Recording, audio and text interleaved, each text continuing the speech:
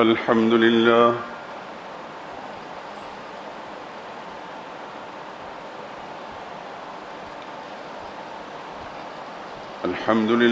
وحده والصلاة والسلام على من لا نبي بعده ولا رسول بعده ولا معصوم بعده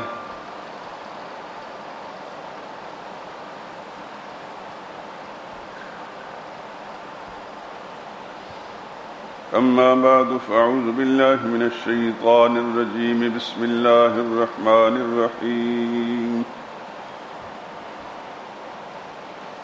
ما كان محمد أبا أحد من رجالكم ولكن رسول الله وخاتم النبيين وكان الله بكل شيء عليما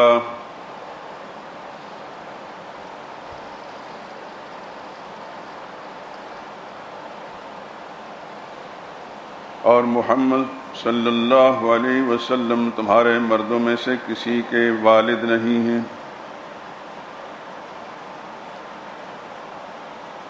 بلکہ اللہ کے رسول اور نبیوں کی نبوت کی مہر یعنی اس کو ختم کر دینے والے ہیں اور اللہ ہر چیز سے واقف ہے۔ وقال اللہ تعالی فی مقام اليوم أكملت لكم دينكم وأتممت عليكم نعمتي ورضيت لكم الإسلام دينا وقال الله تعالى في مقام آخر وما أرسلناك إلا كافة للناس بشيرا ونذيرا۔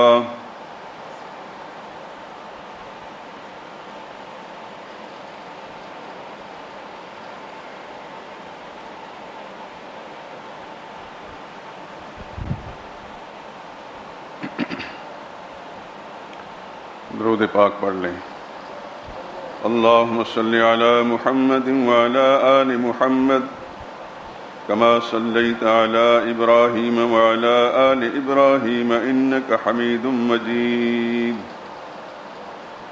اللہم بارک علی محمد وعلی آل محمد کما بارکت علی ابراہیم وعلی آل ابراہیم انک حمید مجید۔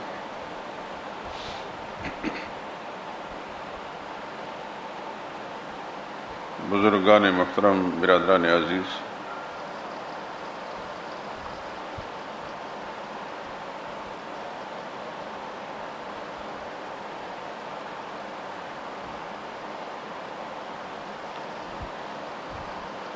اللہ کی مقدس کتاب قرآن مجید 22ویں پارے میں سورہ احزاب کی آیت نمبر 40 اس وقت تلاوت کی ہے، اور اس کے ساتھ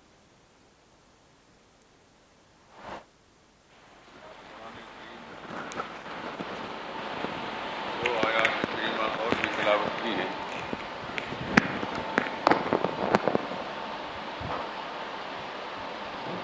سورہ مائدہ میں سے اور سورہ سبا میں سے ان تینوں آیات کا مفہوم یا ان کی غرض و غایت ایک جیسی ہے۔ جو پہلی آیت میں نے تلاوت کی تھی اس کے ترجمے سے آپ نے مضمون کا اندازہ فرما لیا۔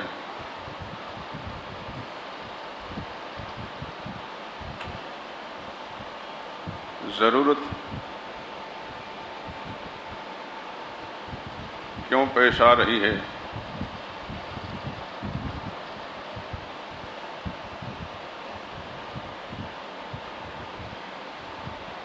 آپ نے یقیناً محسوس کیا ہوگا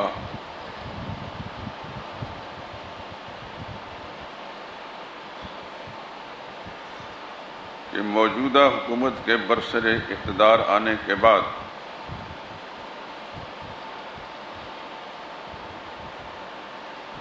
ایک طبقہ جسے اسی ملک کی پارلیمنٹ نے غیر مسلم قرار دیا تھا، اس کے باطل عقائد کی بنا پر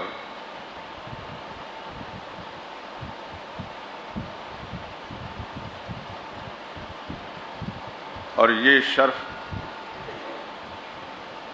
ایک ایسے انسان کو نصیب ہوا جس کی اپنی پارٹی میں 14 ممبر پارلیمنٹ کے اندر قادیانی تھے،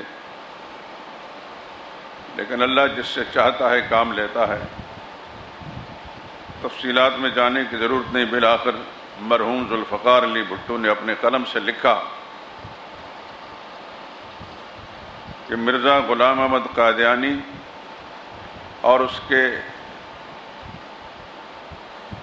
تمام پیروکار اس کو نبی ماننے والے یا کوئی بھی شخص مدعی نبوت ہو، اس کی نبوت کا اقرار کرنے والا کوئی بھی انسان ہو، وہ اسلامی شریعت کی روح سے کافر، مرتد اور دار اسلام سے خارج ہے۔ پاکستان کی پارلیمنٹ کی یہ آواز پوری دنیا اسلام میں سنی گئی اور تقریباً تمام مسلم دنیا کے اندر قادیانیوں کو غیر مسلم سمجھ کر اپنے ملک کے اندر اگر ان کو داخلے کی اجازت دی ہے تو غیر مسلم کی حیثیت سے، مسلمان کی حیثیت سے نہیں۔ مرحوم ذوالفقار علی بھٹو کے اس فیصلے کے بعد بھی پاکستان کے اندر مرزائی اپنی سرگرمیاں جاری رکھے ہوئے تھے، یعنی اپنا جو عبادت خانہ تھا اس کو مسجد کہتے تھے، اس پر لا الہ الا اللہ محمد رسول اللہ لکھتے تھے۔ اور یہ اتنا بڑا دھوکہ ہے جو آج بھی ہر مسلمان، ناواقف مسلمان کو کلمہ پڑھ کر قادیانی دھوکہ دیتا ہے کہ دیکھیے جی جس طرح کلمہ تم پڑھتے ہو ہم بھی لا الہ الا محمد رسول اللہ پڑھتے ہیں، ہم کیوں کافر ہیں اور تم کیوں مسلمان ہو؟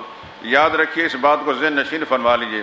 مرزا غلام احمد قادیانی نے یہ لکھا اپنی قلم سے، اپنے منحوس قلم سے، اپنے ملعون دماغ سے سوچ کر کہ ایک محمد وہ تھے جو مکہ معظمہ میں پیدا، دوسرا محمد میں ہوں، اور جب لا الہ الا اللہ محمد رسول اللہ پڑھا جائے گا اس سے مراد میری ذات ہوگی۔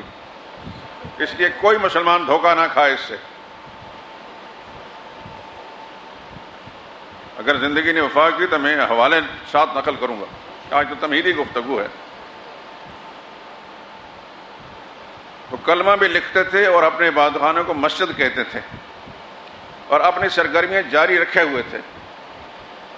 اللہ تعالیٰ جل جلالہ الحق پر کروڑوں رحمتیں نازل فرمائے، انہوں نے امتناع قادیانیت آرڈیننس جاری کر کے ہمیشہ کے لیے فیصلہ کر دیا کہ قادیانی کسی بھی شکل کے اندر اس ملک کے اندر اسلام کے نام پر سرگرمیاں جاری نہیں رکھ سکتے۔ نتیجتاً یہ سارے ملعون جتنے بھی تھے ان کے بڑے سمے سب دفع ہوئے اس مرکز کی طرف جہاں سے ان کی جعلی نبوت کا ڈھونگ رچایا گیا تھا۔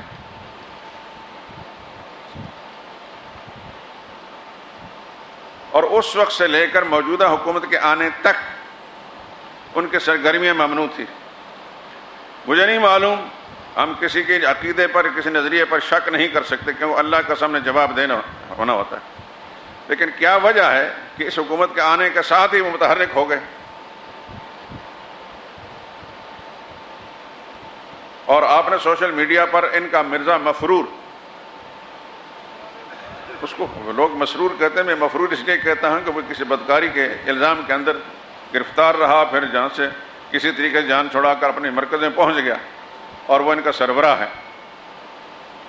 اسے یہ پوچھا گیا کہ کیا تمہارا مرکز پھر قادیان میں بنے گا؟ کہنے لگے قادیان میں بنے یا پاکستان میں بنے گا یا نہیں؟ انہوں نے کہا بنے یا نہ بنے، لیکن پاکستان کی پارلیمنٹ کے اندر ہمیں جو کافر قرار دیا گئے اس سے ہم پھر اب اس قانون کو ختم کرائیں گے۔ ان کو یقین دہانی کرائی گئی ہے۔ اللہ کرے کہ یہ سوچ باطل ثابت ہو، اور خدا نخواستہ اگر موجودہ حکومت نے اپنی بدبختی، شقاوت پر مہر لگانے کی کوشش کی تو شاید 1953 میں جو تحریک ختم نبوت چلی تھی اور 10,000 مسلمان اس لاہور کے اندر شہید ہوئے، اس سے بڑی تحریک چلے گی۔ مسلمان ہر چیز پر سمجھوتا کر سکتا ہے، محمد رسول اللہ سے کوئی ناموس پر سمجھوتا نہیں کر سکتا۔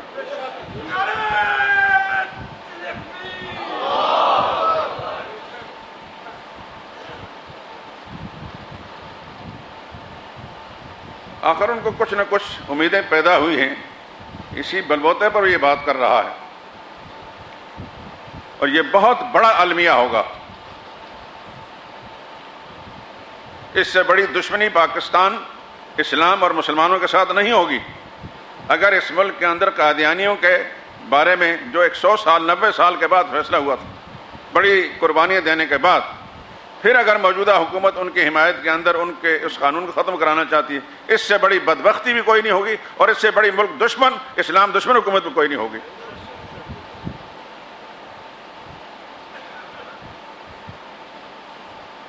حکمرانوں کو یہ نوشتہ دیوار پڑھ لینا چاہیے۔ اس سے پہلے بھی اقتدار پر آتے رہے اور پھر گئے بھی۔ اس سے پہلے بھی ایک شخص تھا جسے لوگ پرویز مشرف کہتے تھے،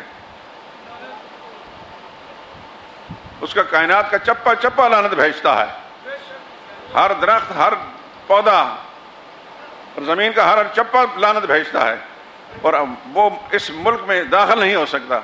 کہاں وہ حالت کہ کہتے ہیں اس کی مرضی کے بغیر چڑیا بھی نہیں پھڑک سکتی، اور کہاں بے بسی کا یہ عالم۔ بہت سے لوگوں کے پاس اقتدار آئے، اقتدار نے کبھی کسی سے وفا نہیں کی۔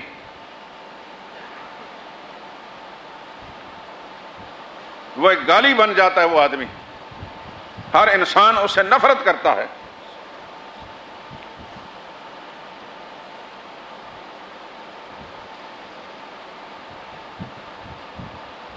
اس لیے یہ ضرورت پڑی کہ اس مسئلے پر گفتگو کی جائے، اور ہمارے سادہ لوگ مسلمان جو اس مسئلے سے بالکل بے خبر ہیں ان کو بھی خبر ہو جائے۔ یاد رکھیے میرے دوستو، جس طرح لا الہ الا اللہ محمد رسول اللہ یہ ایمان کی بنیاد ہے، پہلا جز اللہ کی توحید اور دوسرا جز محمد رسول اللہ کی نبوت اور رسالت، اس کا اثبات ہے، اور کوئی شخص جب تک توحید اور رسالت پر ایمان نہ رکھے مسلمان نہیں کہلا سکتا، کیسے باشا کوئی بھی ہو۔ لیکن اس کے ساتھ یہ ذہن نشین فرما لیجئے، محمد رسول اللہ جہاں اس بات کا اثبات کرتا ہے کہ محمد مصطفیٰ صلی اللہ علیہ وسلم اللہ کے نبی اور رسول رسالت پر ایمان ضروری ہے، اس کے اندر یہ بات بھی شامل ہے کہ محمد رسول اللہ خاتم النبیین ہیں۔ آپ کے بعد کوئی اور نبی اور رسول آ ہی نہیں سکتا، نبی بن کر آ نہیں سکتا۔ میں انشاءاللہ موقع بموقع قرآن کریم کی آیات کے حوالے سے آپ کو بتاؤں گا کہ قرآن کریم کے اندر اللہ تعالیٰ نے نبی کریم صلی اللہ علیہ وسلم کو مخاطب کر کے فرمایا کہ آپ کی نبوت اور آپ سے پہلی کی نبوت، آپ کے بعد کی کسی نبوت کا تذکرہ کوئی نہیں۔ مثال کے طور پر سورہ بقرہ ہے، ایک مثال دیتا ہوں، باقی آیتیں انشاءاللہ پھر۔ سورہ بقرہ کی بالکل شروع کی آیتیں، الذین یؤمنون بالغیب ذالک الکتاب لا ریب فیہ ھدی للمتقین، یہ وہ کتاب ہے جو شک و شبہ سے بالاتر ہے، ہدایت ہے متقین کے لیے۔ کون متقین؟ ان کی آگے تشریح ہے، الذین یؤمنون بالغیب، جو ایمان بالغیب رکھتے ہیں۔ بالغیب سے مراد یہ کہ انہوں نے اللہ کو نہیں دیکھا، اللہ کو مانتے ہیں، فرشتوں کو نہیں دیکھا، ان پر ایمان رکھتے ہیں، جنت دوزخ کو نہیں دیکھا، ان پر ایمان رکھتے ہیں، وَيُقِيمُونَ الصَّلَاةَ، نمازیں قائم کرتے ہیں، وَمِمَّا رَزَقْنَاهُمْ يُنْفِقُونَ، ہمارے دیے ہوئے مال سے خرچ کرتے ہیں، وَالَّذِينَ يُؤْمِنُونَ بِمَا أُنزِلَ إِلَيْكَ، اس پر غور کیجئے، اور وہ لوگ ایمان لاتے ہیں اس وحی پر، اس نبوت پر، اے میرے نبی جو آپ پر نازل کی گئی، اس کتاب پر جو آپ پر نازل کی گئی، وَمَا أُنزِلَ مِن قَبْلِكَ، اور آپ سے پہلے جو نازل کی گئی۔ اس کے اندر نہیں فرمایا کہ آپ کے بعد بھی کسی نبوت آنے والی اس پر ایمان رکھتے ہیں، آپ پر ایمان رکھتے ہیں اور آپ سے پہلی نبوت پر ایمان رکھتے ہیں اور آخرت پر یقین رکھتے ہیں۔ اللہ فرماتا ہے اولئک علی ھدی من ربہم، ایسے لوگ ہدایت پر ہیں اپنے رب سے، اولئک هم المفلحون، یہی کامیاب لوگ۔ یہ ایک سمپل میں نے آپ کو قرآن کریم سے بتایا ہے۔ قرآن کریم کے اندر جا بجا نبی کریم صلی اللہ علیہ وسلم پر ایمان اور آپ سے پہلی شریعت پر ایمان کا تذکرہ ہے، آپ کے بعد نہ کوئی شریعت تھی نہ اس پر ایمان کا تذکرہ ہے۔ اور آپ حضرات یہ جانتے ہیں کہ سیدنا صدیق اکبر رسول اللہ صلی اللہ علیہ وسلم کے وصال کے فوراً بعد جو فتنے کھڑے ہوئے، ان میں سے ایک فتنہ تھا منکرین زکوٰۃ کا۔ صدیق اکبر جو خلافت کے منصب پر بیٹھے ان کے خلاف جہاد کیا. بعض صحابہ اکرام نے مشورہ دیا کہ حالات بڑے سنگین ہیں، تھوڑی سی نرمی برتیں. صدیق اکبر رضی اللہ تعالیٰ نے فرمایا خدا کی قسم، قرآن کریم کے اندر جہاں نماز کا ذکر ہے وہاں زکوٰۃ کا ذکر ہے.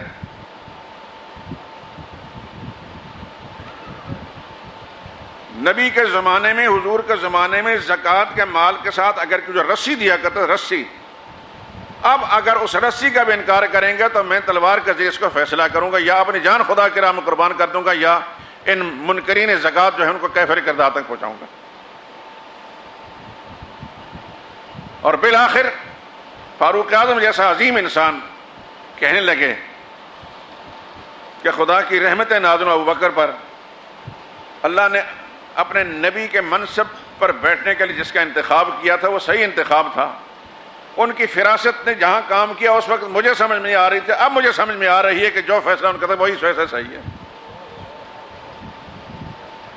انہی ابو بکر صدیق نے اسی زمانے میں حضور صلی اللہ علیہ وسلم کی وصال کے فوراً بعد نبوت کے دعوے دار پیدا ہوئے. انہوں سے بڑا مشہور آدمی تھا مسیلمہ کذاب، مسیلمہ نام تھا اس کا. جس طرح مسیلمہ پنجاب ہے، قادیان پنجاب میں ہے، اس کو مسیلمہ پنجاب کہا جاتا ہے. مرزا غلام احمد قادیانی دجال، کذاب اور دجال، یہ میں اپنی طرف سے نہیں کہہ رہا، حضور صلی اللہ علیہ وسلم میرے بعد 30 ایسے بدبخت آئیں گے جو کذاب بھی ہوں گے، دجال ہوں گے. کلہم یزعم انہ نبی، ہر ایک دعویٰ کرے گا کہ میں اللہ کا نبی ہوں. حضور نے فرمایا سن لو انا خاتم النبیین لا نبی بعدی، میں سارے نبیوں کے آخر میں آنے والا ہوں، میرے بعد کوئی اور نبی نہیں آئے گا.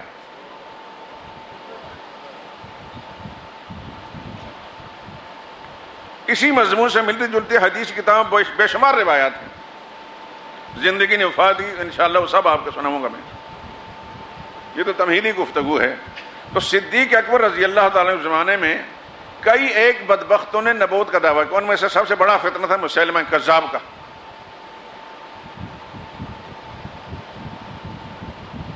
اس فتنے کو ختم کرنے کے لیے نبی کریم سیدنا صدیق اکبر رضی اللہ تعالیٰ نے یکے بعد دیگرے اسلامی لشکر بھیجے، اور اسلامی تاریخ میں اس فتنہ مسیلمہ کذاب کا جو مدعی نبوت کا فتنہ ہے، اس فتنے کو ختم کرنے کے لیے جتنی شہادتیں ہوئی، اتنی پورا جو اسلامی دور ہے تمام جنگوں کے اندر مسلمان اتنے اس قدر شہید نہیں ہوئے جتنے کہ اس ایک فتنے کو ختم کرنے کے لیے شہید ہوئے. اب یہ کوئی دیوانگی تو تھی نہیں، صحابہ تھے، ہزاروں کی تعداد میں تھے. اور صدیق اکبر جس کو اللہ نے منتخب فرمایا تھا رسول اللہ کے منصب پر بیٹھنے کے لیے، خیر الخلائق بعد الانبیاء جنہیں کہا گیا، نبیوں کے بعد سب سے اونچی درجے والا، سب سے اونچی شان والا انسان. کتابوں کے اندر ہم نے پڑھا ہے کہ تمام صحابہ سب کے سب، اگلے پچھلے چھوٹے بڑے، کوئی کسی مسئلے کا فیصلہ ابو بکر صدیق کر دیتے تھے تو پھر کسی ایک نے اس کے اندر اختلاف نہیں کیا. ان کی شخصیت اس قدر متفق علیہ تھی، معتمد تھی. فاروق اعظم کے فیصلوں سے لوگوں نے اختلاف کیا، دلیل کے ساتھ کیا، بعد میں پھر شرح صدر بھی ہو گیا، لیکن صدیق اکبر کے کسی فیصلے کا کسی صحابی نے اختلاف نہیں کیا. یہی وجہ ہے کہ نبی کریم صلی اللہ علیہ وسلم نے اپنے مرض الوفات میں جب نماز پڑھانے کی سخت نہیں تھی تو حدیث کتاب میں مرو ابا بکر فلیصلی بالناس، ابو بکر سے کہو کہ لوگوں کو نماز پڑھائیں. ام المومنین عائشہ صدیقہ رضی اللہ تعالی عنہ عرض کرنے لگی یا رسول اللہ، میرے والد ابوبکر صدیق بڑے رقیق القلب، نرم دل ہیں، جب مسئلے پر آپ کو نہیں دیکھیں گے تو کہیں ایسا نہ ہو کہ وارفتگی کے عالم میں آپ کی محبت کے اندر نماز ہی نہ خراب ہو جائے۔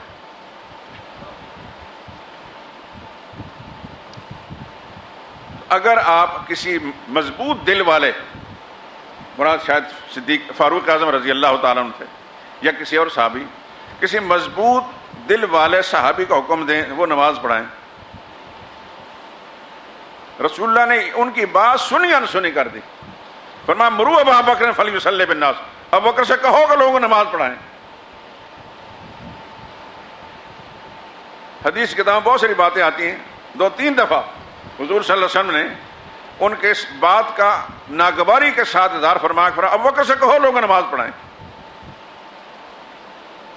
اور نماز پڑھائی۔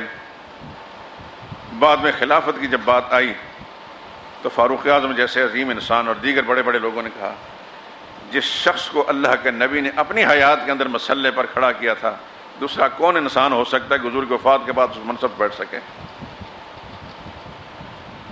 اور جیسا میں نے عرض کیا، کتابوں کے اندر علماء نے لکھا ہے کہ کوئی فیصلہ ابوبکر صدیق نے کیا ہو حضور کی وفات کے بعد تو اس پر سب صحابہ نے اتفاق نہ کیا ہو، کسی ایک نے اختلاف کیا، اس کی کوئی مثال نہیں ملی۔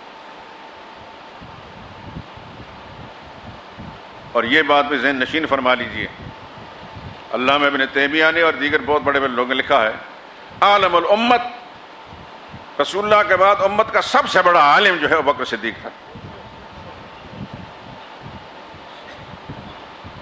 اگرچہ میری طرح کے جو مسجدوں کے امام ہیں بیچارے بقول شورش کاشمیری کے ان کے جیب میں علم داخل نہیں ہوتا، نہ کتاب کا مطالعہ کرتے ہیں نہ ان کو ضرورت ہوتی ہے، بس سنی سنائی باتیں نقل کر دیتے ہیں۔ امت کا اکثر طبقہ جو ہے اس حقیقت سے بے خبر ہے، اور بے خبر رہنے کا سبب یہ ہے کہ ہمارا جو ملا طبقہ ہے اس بیچارہ بدبخت کو خود ہی پتہ نہیں۔ میں ایک طالب علم ہوں، طالب علم طور پر کتابوں کو دیکھتا رہتا ہوں، سب کا متفقہ فیصلہ ہے کہ رسول اللہ صلی اللہ علیہ وسلم کے بعد سب سے بڑا عالم دین کا، کتاب اللہ اور سنت رسول اللہ کا، ابوبکر صدیق تھے۔ اور ابوبکر صدیق نے جو فیصلہ کیا مسلمہ کذاب کے خلاف، پوری امت نے اس پر اجماع اور اتفاق کیا، کسی ایک صحابی نے اختلاف نہیں کیا۔ اور جتنی شہادتیں مسلمہ کذاب کے فتنے کو ختم کرنے کے لیے مسلمانوں نے پیش کی، اس کی نظیر پوری اسلامی تاریخ میں اور نہیں ملتی۔ اس کا مطلب یہ ہے کہ اسلام ہرگز برداشت نہیں کرتا، اسلام کا یہ مزاج ہرگز نہیں ہے کہ محمد مصطفیٰ صلی اللہ علیہ وسلم جو خاتم الرسول اور خاتم النبیین ہیں ان کے بعد کسی اور کی نبوت کا ڈھونگ رچایا جائے، اسلام ہرگز برداشت نہیں کرتا۔ اس فتنے کو ختم کرنا ہی اسلامی مزاج ہے۔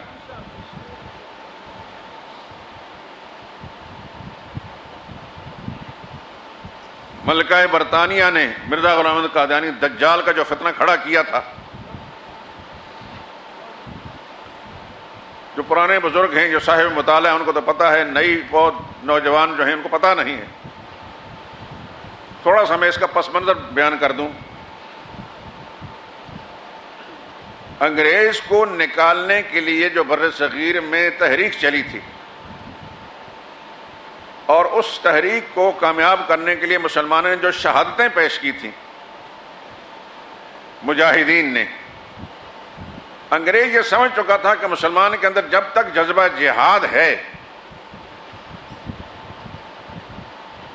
چاہے اس کی تعداد تھوڑی ہے، چاہے اس کے پاس وسائل نہیں ہے، اس کا جذبہ جہاد زندہ ہے تو اس کو مغلوب نہیں کیا جا سکتا، اس پر قابو نہیں ڈالا جا سکتا۔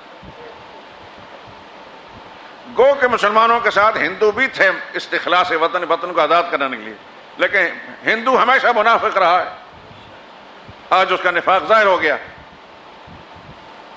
اخلاص کے ساتھ جنہوں نے تحریک چلائی انگریز کو اس ملک سے نکالنے کے لیے، اور آپ حضرت شیخ الہند کی تحریک کالجوں میں آپ نے پڑھی ہوگی بشرطے کہ کالجوں کے اندر کوئی صحیح تحریک پڑھائی گئی ہو۔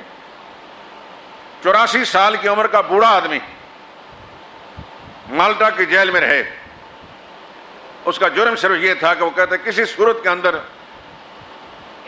یہ ملک ہمارا ہے، ہزاروں میل دور سے آنے والا آ کر اس پر قابض ہو چکا غاصبانہ قبضہ ہے، ہم کسی صورت برداشت نہیں کرتے. ہم چاہتے ہیں کہ ہمیں آزادی ملے. حضرت شیخ الہند تقریباً 4 سال مالٹا کی جیل میں رہے، اور جیل کے اندر انہوں نے ترجمہ قرآن کا لکھا ہے. آپ ان کا ترجمہ قرآن دیکھ لیں، ہر صورت کے اختتام پر لکھا ہوتا ہے مالٹا فی الاسر. مالٹا کی جیل کے اندر یہ لکھا ہے. تو انگریزوں کو نکالنے میں جو بنیادی کردار ادا کیا ہے مسلمانوں نے کیا ہے.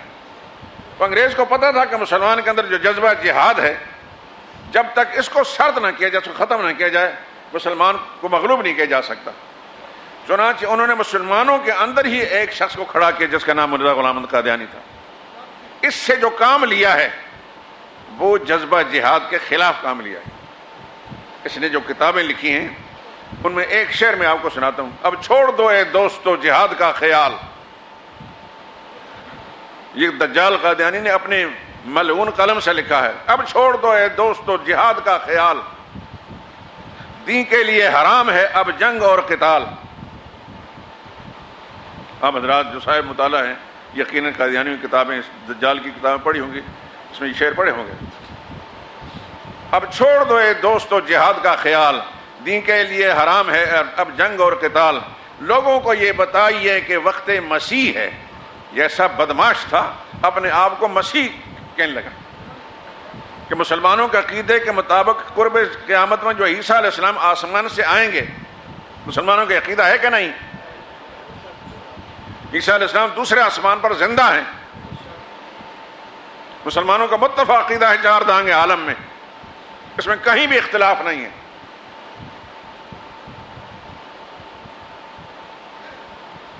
قرب قیامت میں اللہ پاک نے اپنی حکمت کے تحت ان کا آسمانوں پر روکا ہوا ہے.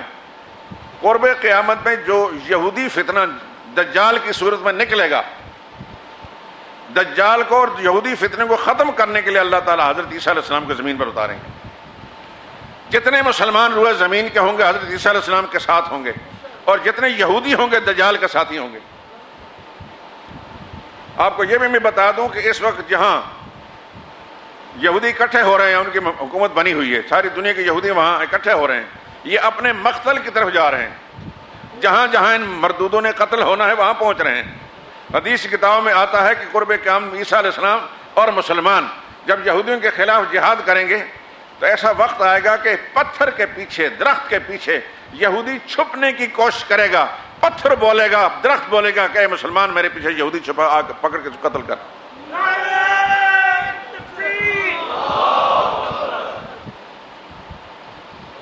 یہ ہونا ہے انشاءاللہ العزیز. عیسیٰ علیہ السلام تشریف لائیں گے، وہ اللہ کے نبی ہوں گے، لیکن ان کو نبوت حضور صلی اللہ علیہ وسلم سے پہلے ملی ہے.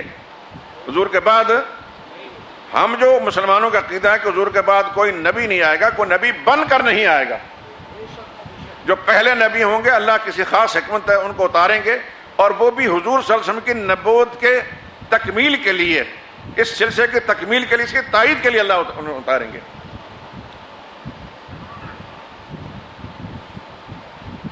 تو خیر بات یہ کر رہا تھا کہ مرزا غلام احمد قادیانی دجال کو جو نبوت کا ڈھونگ رچایا گیا ہے، اور باقاعدہ ملکہ برطانیہ نے اس کی پوری تائید کی، اور مسلمان مغلوب تھے،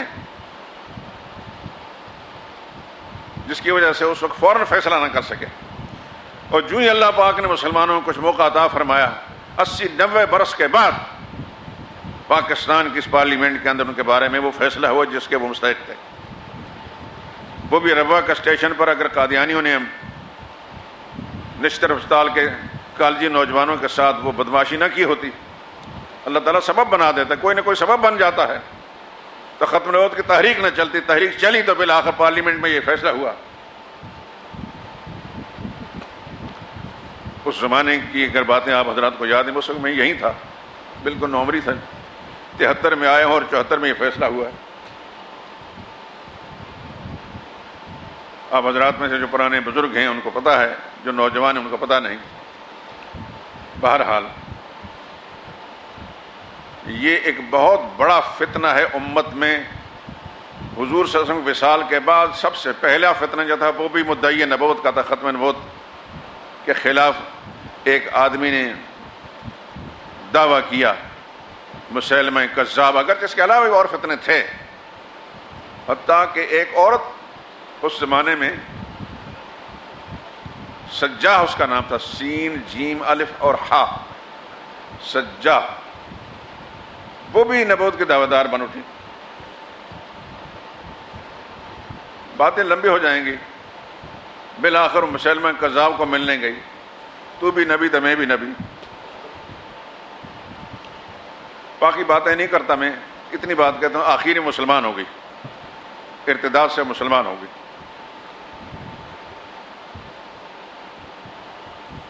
لیکن سب سے بڑا فتنہ حضور صلی اللہ علیہ وسلم کے بعد فوراً ختم نبوت کے خلاف جو فتنہ تھا وہ مسلمہ کذاب کا تھا، جیسے اس صدی کے اندر یا گزشتہ صدی کے اندر مسلمہ پنجاب کا ہے، مرزا غلام احمد قادیانی کذاب اور دجال لعنت اللہ علیہ وعلی اعوانہ و انصارہ۔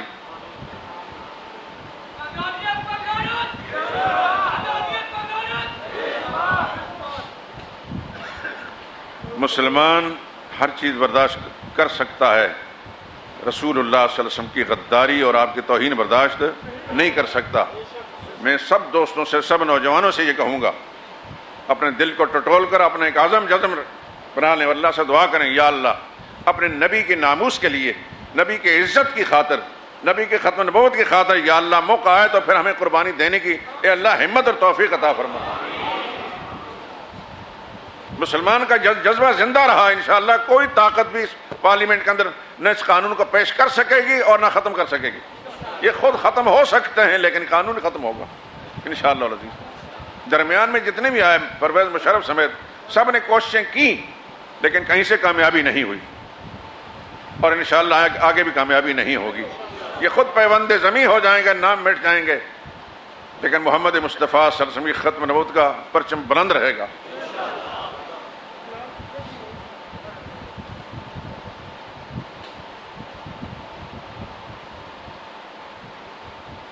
کسی دور کے اندر اس مسئلے پر امت میں اختلاف نہیں رہا۔ امام ابو حنیفہ رحمۃ اللہ تعالی علیہ کے زمانے میں کسی شخص نے کوئی بدبخت نے دعویٰ کیا نبوت کا، ایک آدمی نے کہا کہ میں اس سے دلیل پوچھتا ہوں کہ تیری نبوت کا کیا ثبوت ہے، دلیل کیا ہے؟ امام ابو حنیفہ نے فرمایا کہ جو شخص اس مدعی نبوت سے دلیل پوچھتا ہے، دلیل پوچھنے والا بھی کافر ہے۔ دلیل پوچھنے کا مطلب ہے کہ اس کو شک ہے۔ ہر وہ شخص جو رسول اللہ صلی اللہ علیہ وسلم کے بعد نبوت دعویٰ کرتا ہے بلا شک وہ کافر ہے، اسے دلیل پوچھنے کیا مطلب؟ دعوی النبوت بعد نبینا صلی اللہ علیہ وسلم کفر بالاجماع، ہمارے نبی حضرت محمد مصطفیٰ صلی اللہ علیہ وسلم کے بعد کوئی شخص بھی نبوت کا دعویٰ کرے، متفقہ فیصلہ امت کا کہ وہ کافر ہے، اس میں کوئی دو رائے نہیں ہے۔ جیسے کہ اللہ کی توحید میں دو رائے نہیں، محمد رسول اللہ کی نبوت رسالت میں دو رائے نہیں، آپ کی ختم نبوت میں دو رائے نہیں ہے۔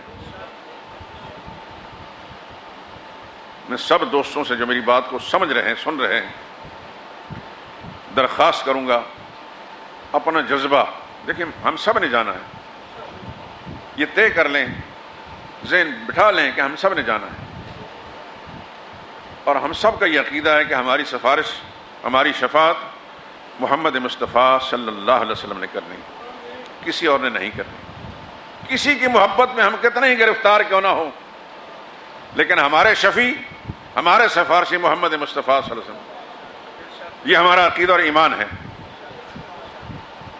اور اس کے لیے پھر ذہن تیار رہنا چاہیے تاکہ حضور صلی اللہ علیہ وسلم کا سامنا تو کرنے کے قابل ہو۔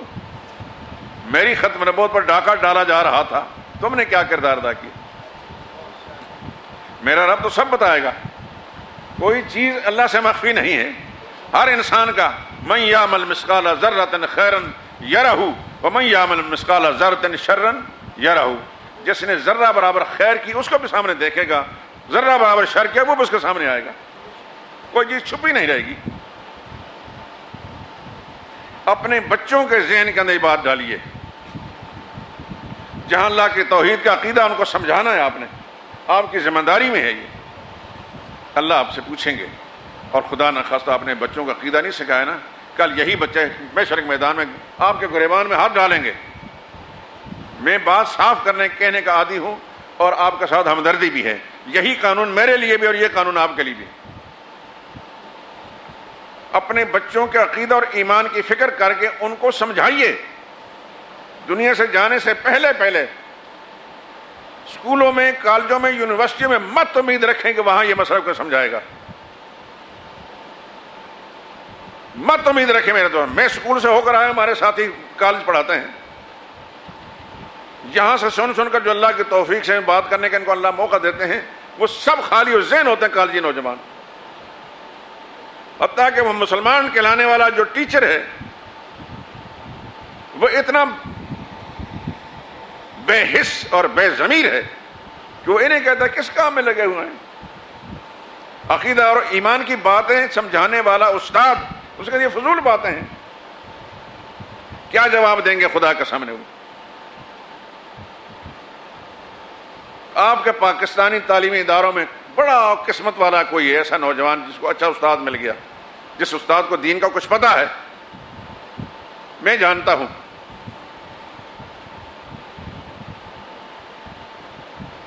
کس کس کا نام لوں میں، بڑا دکھ ہوتا خدا قسم.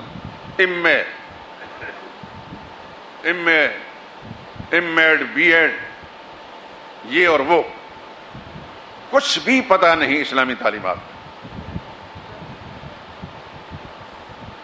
فارسی کا ایک محاورہ، خفتہ خفتہ کہ کند بیدار. ایک سونے والے کو دوسرا سونے والا کیسے جگائے گا؟ وہ بچہ تو خالی اس ذہن ہے. اس کے ماں باپ نے بھیجا کہ یہ استاد اسکول کا جو ایم ایڈ ہے اور بی ایڈ ہے اور فلاں ہے اور فلاں ہے، یہ کچھ سمجھائے گا. کچھ بھی پتہ نہیں. میں آپ کو سنا چکا ہوں پاکستان کا سب سے نامور سکول، سب سے بڑا سکول، جس میں 19.5 سال میں نے پڑھایا اور قبل از وقت ریٹائرمنٹ لے لی. میں نے نہیں پڑھا تھا اس واسطے کہ وہاں کچھ مجھے کوئی امید نظر نہ آئی اچھائی کی. اس کے بچوں کا میں نے زبانی امتحان لیا. پرنسپل نے کہا میں اگر قسم اٹھاؤں قرآن کریم میرے ہاتھ میں ہے، ایک ریڑھی پر دال بیچنے والا آدمی، اس کے بچے نے صحیح بات سنائی اور بڑا افسر، بہت بڑا افسر، گزٹڈ افسر، اس کے بچے نے کچھ بھی نہیں سنایا. کیونکہ جو بچہ میرے سامنے اسے پوچھتا تمہارا ابا کیا کام کرتا ہے؟ ایک بڑا خوبصورت بچہ، گھر کے امیروں کے بچے عمارت کی فضا میں پلے ہوتے ہیں، بڑا عمدہ لباس اس کا، شرق و صورت کے، بڑا پرسکون چہرہ. نہ اس نے سورہ فاتحہ سنائی، نہ آیت الکرسی سنائی، نہ دعا قنوت سنائی، کچھ بھی نہیں. میں نے پوچھ لیا تمہارے ابا کیا کام کرتے ہیں؟ وہ رونے لگ گئے. حالانکہ میں نے ڈانٹا نہیں تھا اور نہ میری عادت بھی نہیں. میں نے کہا بیٹا میں نے تو آپ کو کچھ کہا نہیں، میں نے صرف یہ پوچھا آپ کے ابو کیا کام کرتے ہیں. کہنے لگا میں اس لیے نہیں رو رہا کہ آپ نے مجھے ڈانٹا ہے. بڑا حساس طبیعت کا بچہ تھا. میں اس لیے رو رہا ہوں کہ مجھے میرے ابو نے انگلش پڑھانے کے لیے، سائنس پڑھانے کے لیے، میتھ پڑھانے کے لیے الگ الگ استاد رکھے ہیں اور بڑی بڑی ان کو فیسیں دیتے ہیں، لیکن قرآن پڑھانے کے لیے پڑوس کی مسجد کے اندر بھی میرے ابا مجھے جانے کی اجازت نہیں دیتے. یہ ایک سمپل ہے. میرے دوستوں پتہ نہیں کتنے لوگ ہیں، وہ مسلمان کہلاتا ہے وہ افسر، اور وہ یہ بالکل خستہ حال قسم کا لباس پہنا وہ بچہ تھا جس نے سب کچھ سنایا. میں نے سمجھا تو میرے ابا کیا کام کرتے ہیں. پہلے تو وہ جھجکا، لیکن میری کمزوری کا پتہ نہ چلے میرے کلاس فیلو کو کہ میں بہت غریب آدمی ہوں. بالآخر اس نے بتایا کہ فلاں کالج کے سامنے میرے ابا ریڑھی لگاتے ہیں. میں نے اسے کہہ دیا کہ اپنے ابا کو میری طرف سے مبارکباد پیش کر دینا. کیا یہ دین صرف غریبوں کے لیے رہ گیا ہے؟ میرے دوستو، میں آپ سے ہاتھ جوڑ کر درخواست کرتا ہوں اپنی عاقبت کو سنوارنے کے لیے اپنے بچوں کے عقیدہ اور ایمان کی فکر کریں. آپ کا سکول کے اندر، بچوں کا سکولوں کے اندر کوئی دین کی بات نہیں، کچھ بھی پتہ نہیں. نہیں تو مجھے لے لیں، کسی ایک اسکول کا لے جائیں، میں وہاں ان کو انشاءاللہ چھٹی کا دودھ یاد دلا دوں، میرا نام بدل دینا. کچھ بھی پتا نہیں ان کو. اللہ کی توفیق سے آپ کو یہ صحیح باتیں سننے کا، سمجھنے کا موقع مل رہا ہے. آپ اپنے بچوں کی دین اور ایمان کی خود فکر کریں. آپ اللہ کے سامنے جائیں گے تو اللہ کے سامنے سرخرو ہو کر جائیں گے. آپ کے بچے بھی کل خدا کی بارگاہ میں آپ کے خلاف شکایت نہیں کریں گے. اور یہ بات شکایت جو میں کر رہا ہوں، فاروق اعظم کے زمانے میں باپ بیٹے کا جھگڑا آیا.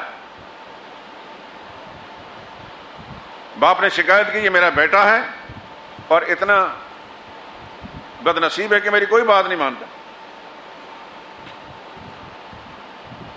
ظاہر بات ہے کہ فاروق اعظم کیا عدالت کے اندر اس طرح کا کیس ہو تو انہوں نے فیصلہ تو پھر کرنا ہی ہے. قبل اس کے کہ فاروق اعظم رضی اللہ تعالیٰ عنہ کو بات کہتے ہیں، اس بیٹے نے کہا امیر المومنین میں ایک سوال کرتا ہوں، کیا ماں باپ کے ہی حقوق ہوتے ہیں اولاد پر یا اولاد کے بھی ہوتے ہیں ماں باپ پر؟ حضرت فاروق اعظم نے فرمایا ہاں اولاد کے حقوق بھی ہوتے ہیں. عرض کرنے لگا کیا ہوتے ہیں؟ فرمایا یوں تو بہت سارے ہیں لیکن موٹی موٹی باتیں بتاتا ہوں. سب سے پہلی بات یہ ہے کہ کسی اچھی شریف عورت کے ساتھ نکاح کریں. نمبر 2، جب بچہ پیدا ہو اس کا نام صحیح رکھے، کیونکہ اچھے نام کا اثر اس کی شخصیت پر پڑتا ہے. اور تیسری بات یہ کہ اس کو اللہ اس کے رسول کے احکام کی تعلیم دے. وہ لڑکا کہنے لگا تو سنیے پھر میرے ابا نے میرے ان حقوق کیا ادا کیا ہے. پہلی بات یہ ہے، آپ نے کہا کہ کوئی اچھی شریف عورت ہونی چاہیے. میں ایک لونڈی کا بیٹا ہوں، میری ماں لونڈی ہے، پتہ نہیں کتنے آدمیوں کے پاس ہو کر آئی. ایک لونڈی کے کیا اخلاق ہوں گے اور اس نے اپنے بچوں کو کیا اخلاق سکھانے. نمبر 2، میرا نام انہوں نے رکھا ہے جول، جیم عین لام، اس کا معنی ہوتا ہے گوبر کا کیڑا. اور تیسری بات یہ کہ مجھے کوئی بھی اللہ کے رسول کے احکام سے آگاہ نہیں کیا. فاروق اعظم نے دونوں کو مقدمہ خارج کر دیا. فرمایا کہ تو مجرم ہے. باپ کو کہا تو مجرم ہے، اس سے کیا تو مطالبہ کرتا ہے؟ پہلا جرم تو انہوں نے خود کیا ہے، اس کا حق تلفی کی ہے. تو یاد رکھیے ہر انسان اللہ کی بارگاہ میں جواب دہ ہے. اپنی اولاد کلکم راعٍ، حدیث سنا رہا ہوں، تم میں ہر شخص جواب دہ ہے. مسئول عن رعیتہ، اپنے رعایا کے بارے میں، ماتحتوں کے بارے میں اس سے پوچھا جائے گا. بیوی کے بارے میں پوچھا جائے گا، بیٹے کے بارے میں پوچھا جائے گا، بیٹی کے بارے میں پوچھا جائے گا. مسلمان ملازم اگر پاس رکھا تو اس کے بارے میں پوچھا جائے گا. تو جہاں آپ نماز روزے کی تعلیم دیں گے وہاں ختم نبوت کا مسئلہ بچوں کے ذہن کے اندر ڈالیے. میں باتیں لمبی نہیں کرتا. اسکول کے زمانے میں مجھے بہت سارے انکشافات ایسے ہوئے، ایسے طبقات کے جو ہم میں سے نہیں ہیں، یعنی ہم سنی مسلمان کہلاتے ہیں، ہم میں سے نہیں ہیں، لیکن اسکولوں کے اندر وہ پڑھتے ہیں. اور ان بچوں کے جو خیالات تھے جو ماں باپ نے بنائے تھے اور جیسے ان کی تیاریاں کرائی تھیں، میں سن کر حیران رہا. اور مجھے دکھ ہوا کہ ہمارا مسلمان جو اہل سنت والجماعت کہلاتا ہے یہ بالکل غبی ہوتا ہے، اور ان کی اولادیں بھی غبی ہوتی ہیں. بالکل ان کو پتہ ہی نہیں کسی بات کا. قادیانیوں نے اپنے بچوں کو پوری تیاری کرائی ہوتی ہے، روافض نے اپنے بچوں کو پوری تیاری کرائی ہوتی ہے، وہ آپ کو لاجواب کر دیں گے. مسلمان کو نہ خود پتہ ہے نہ سیکھنے کی کوشش کرتا ہے، بس مسلمان کہلاتا ہوں، بس ٹھیک ہے، ویسے میری مسلمانی پکی ہے، چپک گئی ہے مجھ سے، میں اسلام کے خلاف جتنی باتیں کہ میں پکا مسلمان ہوں. نہیں بھائی، اسلام کو سیکھنے سے مسلمان بنتا ہے. اسلام کو سیکھنا پڑے گا. علماء جو دین کی باتیں کرتے ہیں ان کو دھیان سے سننا پڑے گا، دل دماغ میں بٹھانا پڑے گا. قرآن کریم کی طرف میں آپ حضرات کے ہمیشہ توجہ مبذول کراتا ہوں، ہاتھ جوڑتا ہوں قرآن کریم تلاوت کریں، سمجھ کر پڑھنے کی کوشش کریں. اللہ کا قرآن آپ کے لیے اللہ نے بھیجا ہے. اللہ آپ سے کیا مطالبہ کرتے ہیں اللہ نے پوچھنا ہے. میری کتاب کے ساتھ ہم نے کیا سلوک کیا تھا. 19 پارے کا پہلا صفحہ پڑھ کر دیکھ لیں. وقال رسول یا رب ان قوم اتخذوا هذا القرآن مہجورا. کل محشر کے میدان میں اب کان لگا کر سنیں گے کہ رسول اللہ ہماری سفارش کریں گے. اچانک آواز آئے گی رسول اللہ کی طرف سے, یا رب, میرے پروردگار, ان قومی, میری یہ قوم یعنی مسلمان کہلانے والے, اتخذوا ھذا القرآن مہجورا, انہوں نے قرآن کریم کو اپنایا نہیں تھا, پسے پش ڈال دیا تھا. آپ کا وکیل صفائی اگر عدالت کے اندر آپ امید لگا کر بیٹھیں کہ ابھی میرے حق میں بولے گا, اچانک وہی وکیل صفائی آپ کے خلاف استغاثے والا وکیل بن کر آپ کے خلاف بات کرے گا, تو کیا گزرے گی آپ کے دل پر؟ اور عدالت بھی اس دنیا کی نہیں جہاں ہر چیز چل جاتی ہے, اللہ کی عدالت محشر کے میدان میں. یہ قرآن بتا رہا ہے, میں اپنی طرف سے کوئی قصے کہانی نہیں سنا, نہ ناول پڑھ کر سنا رہا ہوں.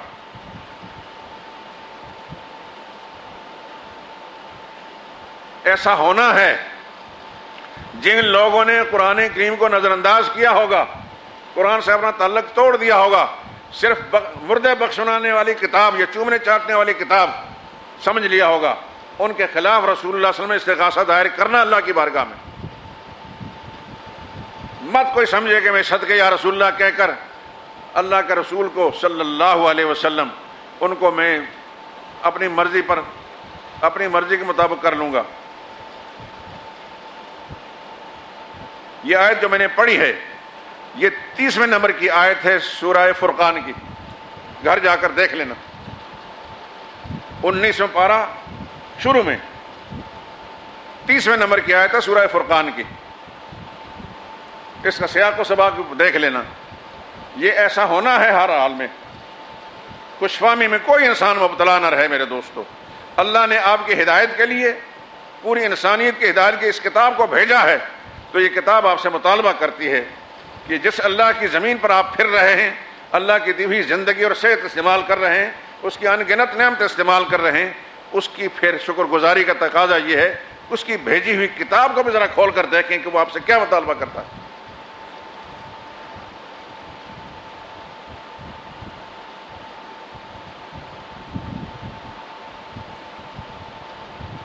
اور جس شخص کو قرآن کریم کی صحیح سمجھ ہوگی, خدا کی قسم ساری دنیا مل کر اس کو گمراہ نہیں کر سکتی. آج ہماری بہرا روی کا بنیادی طور پر سبب یہ ہے کہ ہم قرآن سے لا تعلق ہیں. جو آتا ہے ایمان کا ڈاکو ہمیں اپنے ساتھ لے جاتا ہے, ہم فوری اس کی بات مان لیتے ہیں. آپ حضرات جانتے ہیں اور آپ کو شاید اس کا تجربہ ہوا ہوگا کہ قادیانی جب آپ سے ملتے ہیں تو کہتے ہیں لا الہ الا اللہ محمد رسول اللہ. تم پڑھتے تو مسلمان, ہم پڑھتے تو کافر کیوں بھائی؟ آپ لا الہ الا اللہ محمد رسول اللہ پڑھتے ہیں, آمنہ کے لال کو محمد رسول اللہ پڑھتے ہیں. اور قادیانی جب لا الہ الا اللہ محمد رسول اللہ پڑھتے ہیں تو اس قادیانی دجال کہنا وہ چراغ بی بی کا بیٹا ہے, اس کی ماں کا نام چراغ بی بی تھا, مرزا غلام مرتضیٰ کا بیٹا. وہ عبداللہ کے لال تھے, آمنہ کے لال تھے, عبد المطلب کے پوتے تھے, وہ اللہ کا سچے رسول آخری رسول تھے. آپ لا الہ الا اللہ محمد رسول اللہ پڑھتے ہیں تو اس سے مراد وہ ہوتی ہے. قادیانی جب لا الہ محمد رسول اللہ پڑھتا ہے چراغ بی بی کا بیٹا سمجھتا ہے.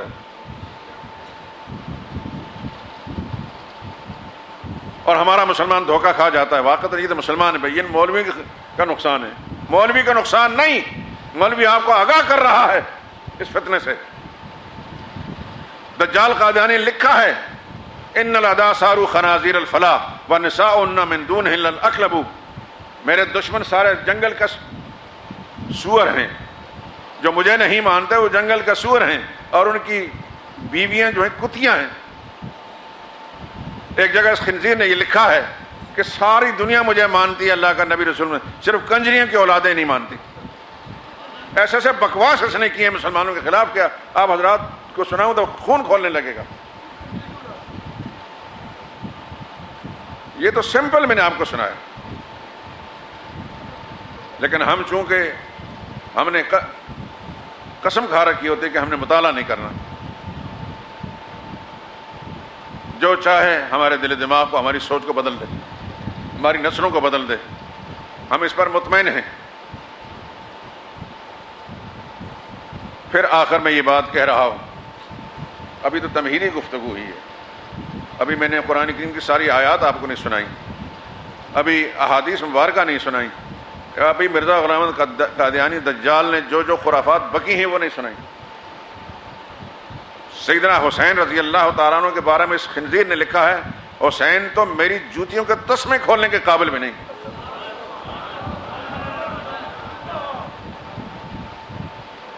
کس بات کا میں ذکر کروں؟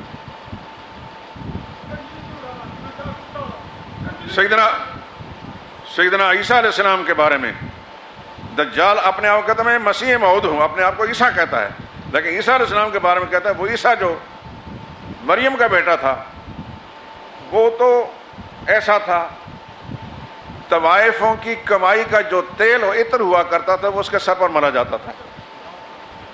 کس اس کے بکواس کا میں ذکر کروں؟ اتنا بڑا بکواسی سے بر صغیر میں پیدا کوئی نہیں ہوا، لیکن کتنی بڑی بد نصیبی ہے کہ اس کو نبی مانا گیا، اور کتنی بڑی بدبختی ہے پاکستانی قوم کی. پہلا وزیر خارجہ مرزا غلام قادیانی دجال کا پیروکار تھا. سر ظفر اللہ مردود پہلا وزیر خارجہ پاکستان کا. کس نے اس کو بنایا تھا وزیر خارجہ؟ کوئی تو تھا مجرم جس نے اس کو وزیر خارجہ بنایا تھا. اور آپ حضرات کے علم میں یہ بات میں لے آؤں، اس بدماش نے وزیر خارجہ نے 2 آدمی بھیجے تھے افغانستان، ان میں سے ایک کا نام عبداللطیف قادیانی تھا. ان 2 کو بھیجا تھا قادیان کے اندر مسلمانوں کو وہاں مرتد بنانے کے لیے. افغانی لوگ جیسے بھی تھے انہوں نے فوری طور پر پکڑ کے قتل کر دیا. اس کا صدمہ اس بدماش نے اتنا لیا کہ اس نے وزیر خارجہ ہونے کی اس پوزیشن سے ناجائز فائدہ اٹھاتے ہوئے پاکستان کے افغانستان کے ساتھ تعلقات ایسے خراب کیے کہ اب 70 سال سے ٹھیک نہیں ہو رہے. افغانستان کے اندر 99% مسلمان ہیں، آپ کے پاکستان میں تو 86% مسلمان نہیں ہیں، اس سے بھی تھوڑے ہیں. وہاں 99% وہ اچھے ہیں یا برے ہیں وہ اعمال الگ ہیں، لیکن عقیدے کے 99% مسلمان ہو کر بھی پاکستان کے ساتھ اس کے تعلقات ٹھیک نہیں ہو رہے. ہندوستان کے ساتھ کیوں ہیں؟ اس کو خراب کرنے کے اندر قادیانی دجال کا جو پیروکار سر ظفر اللہ بدماش تھا اس کا کردار تھا. کتنے بڑے بڑے خوفناک پتھر اس پاکستان کی جڑوں کے اندر پڑے ہوئے. اس کا پہلے وزیر قانون ہندو تھا، پہلا چیف جسٹس عیسائی تھا، پہلا وزیر خارجہ قادیانی تھا. بڑے بڑے احسانات ہیں پاکستانی قوم پر، قوم کے بڑوں کے. آپ کے پاکستانی تعلیمی اداروں کے اندر میں صاف لفظوں میں کہتا ہوں، پاکستان کے تعلیمی اداروں کے اندر اسلام کی تعلیم نہیں ہے. اس ملک کا نام دنیا والوں کی نظروں کے اندر اسلامی ملک ہے، اسلام کے نام پر بنایا گیا ہے، لیکن اس سے بڑا دھوکہ اور اس سے بڑا فراڈ دنیا میں کسی نے کیا ہوگا.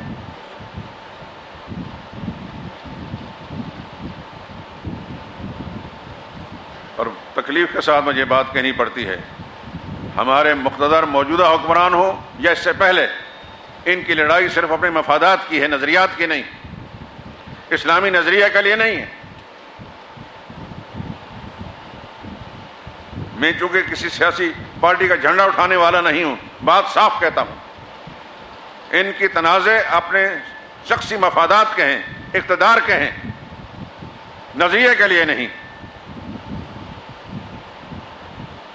آج اگر ان تینوں پارٹیوں سے جو آگے پیچھے اقتدار پر رہی پوچھا جائے قادیانیوں کے بارے میں، تو شاید سب قادیانیوں کے بارے میں ووٹ دیں گے. یہ تو اس وقت کے حالات تھے، اللہ تعالیٰ نے اپنے غیبی نظام کے تحت مرزا ذوالفقار علی بھٹو سے کام لے لیا.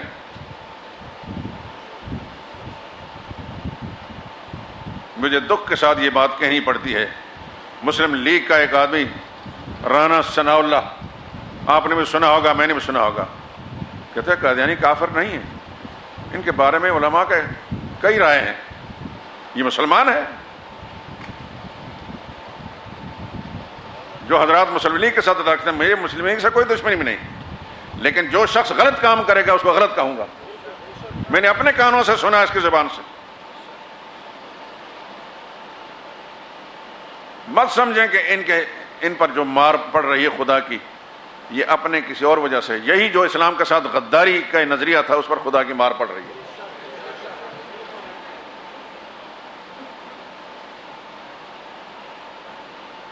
اور مسلم لیگ نام کی تنظیم، میں تو چھوٹا ہوں، مجھے نہیں پتا لیکن جہاں تک میرا ذہن کام کرتا ہے اس کے دامن میں کوئی اسلام کے لیے خیر نہیں ہے، اور ہو سکتی ہے دنیاوی لحاظ سے، اسلام کے لیے خیر نہیں ہے۔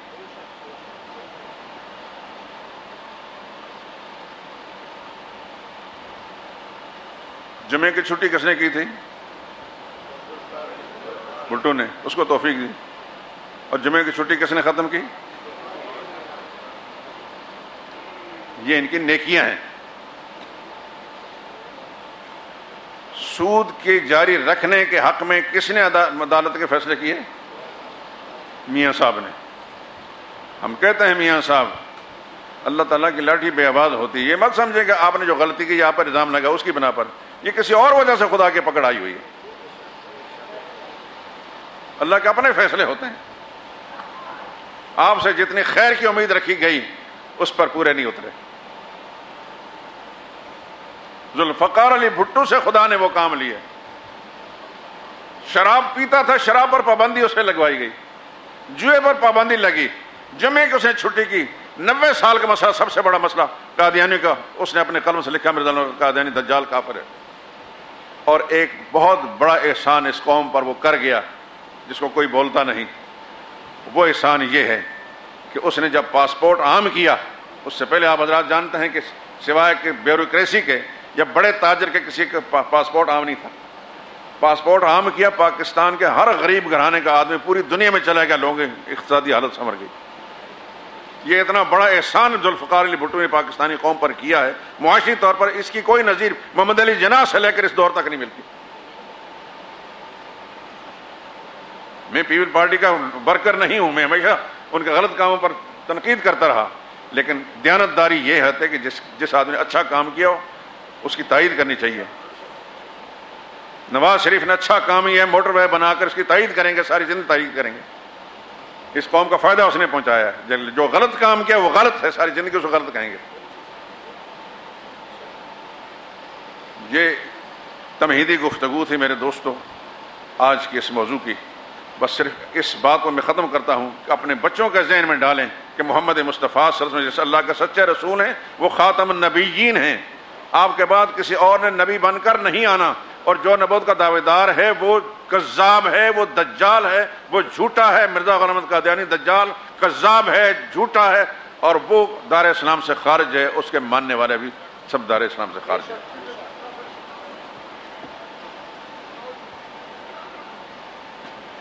کیا نہیں خیال کرتے؟ وضو کرتے وقت لوگ فرائض وضو کا خیال نہیں کرتے۔ وضو کے 4 فرض ہیں، چہرہ دھونا فرض ہے، بازوؤں کا کونیوں سمیت دھونا فرض ہے۔ ذرا سن لیں اس کو، چہرہ دھونا فرض ہے پورا، سر کا مسح فرض ہے، بازوؤں کا کونیوں سمیت دھونا فرض ہے، پیروں کا ٹخنوں سمیت دھونا فرض ہے۔ یہ 4 فرض ہیں۔ اب اگر ان میں سے کوئی ایک چیز فرض رہ جاتا ہے تو وضو نہیں ہوتا، اس کا خیال رکھیں۔